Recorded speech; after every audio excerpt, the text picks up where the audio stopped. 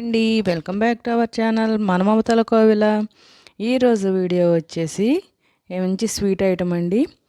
ఇది వచ్చేసి బొబ్బట్లు, కొన్ని ఏరియాల్లో భక్షాలు, ఒలుగులు అని కూడా అంటారు.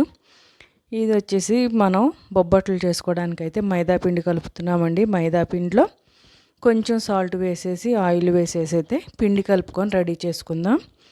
ఈలోపు వచ్చేసి స్వీట్ కోసం పచ్చిశనగపప్పు అండి, మనకి ఎన్ని అయితే కావాలో అన్ని శనగపప్పు అయితే తీసుకొని కుక్కర్లో పెట్టి అయితే 2 విజిల్స్ రానిచ్చాను. అవి ఇలా పొడి పొడిగా చక్కగా ఉడికిని చూడండి. ఇలా ఉడికితే బాగుంటుంది పర్ఫెక్ట్గా.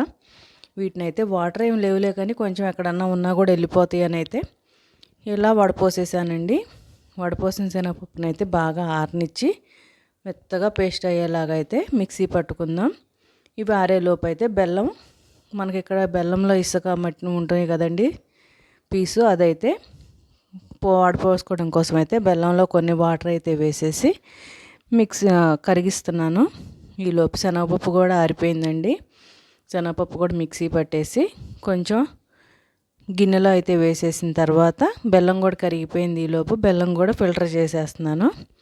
ఇలా ఫిల్టర్ చేసిన తర్వాత అయితే కొంచెం వాటర్ ఎక్కువ పోస్తాం కదండి, బెల్లంలో వాటర్ అంతా కరిగిన తర్వాత లిక్విడ్ ఫామ్ అవుతుంది కదా, అవైతే మొత్తం శనగపప్పు ముద్దలో వేసేసి కలిపి మళ్ళీ దగ్గర పడేంత వరకు ఉడికించాలండి. కొంచెం టైం పడుతుంది. ఇలా అయితే దగ్గర పడేంత వరకు ఉడికించాలి. ఇలా దగ్గర పడేంత వరకు ఇదిగోండి ప్లేట్లో కనిపిస్తుంది కదా, ఆ విధంగా అయితే రావాలండి. బొబ్బట్లకు లోపల పెట్టే స్టఫింగు అలా ఉంటే పర్ఫెక్ట్గా ఉన్నట్లు. నేనైతే ఎక్కువ కావాలని అయితే చేశాను. ఇప్పుడు వచ్చేసి బొబ్బట్లు ఫ్రై చేసుకోవడం కోసం రెడీ చేస్తున్నామండి. ఇక్కడ బొబ్బట్లకి అయితే పైన పోత పిండికి అయితే మైదా పిండి ఇందాక కలిపి పెట్టాం కదా, ఆ మైదా పిండిని లోపలైతే చేసి పెట్టిన శనగపప్పు ముద్ద లోపల పెట్టేసి పైన మైదా పిండితో కవర్ చేసి అయితే బొబ్బట్ల షేప్లో రెడీ చేసుకోవటమే. ఇక్కడ వచ్చేసి ఫస్ట్ టైం అండి, మా అమ్మాయి కూడా ట్రై చేస్తుంది. ఇలా అని చెప్తే నేను ట్రై చేస్తానని తనైతే ట్రై చేస్తుంది. కొంచెం లోపల పెట్టేటప్పుడే కొంచెం ఇబ్బందిగా ఫీల్ అయింది కానీ తర్వాత బాగా చేసింది.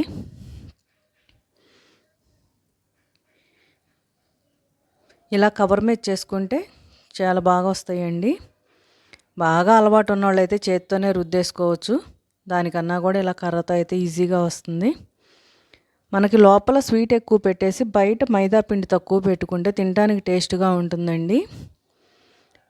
అలాగని లేకపోతే మైదా పిండి ఎక్కువ పెట్టేసి లోపల పెట్టే పూర్ణం తక్కువ పెట్టామంటే స్వీట్ తక్కువగా ఉండి చప్పచప్పగా ఉంటుంది.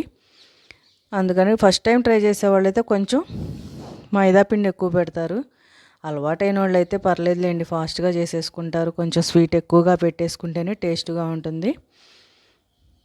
ఇలా అయితే మనకి ఎన్ని కావాలో అన్ని బొబ్బట్లు అయితే తయారు చేసుకొని పెనం మీద అయితే ఆయిల్ కానీ నెయ్యి కానీ వేసేసుకొని కొంచెం మీడియం ఫ్లేమ్లో పెట్టుకొని రెండు వైపులా ఫ్రై చేసుకోవటమేనండి.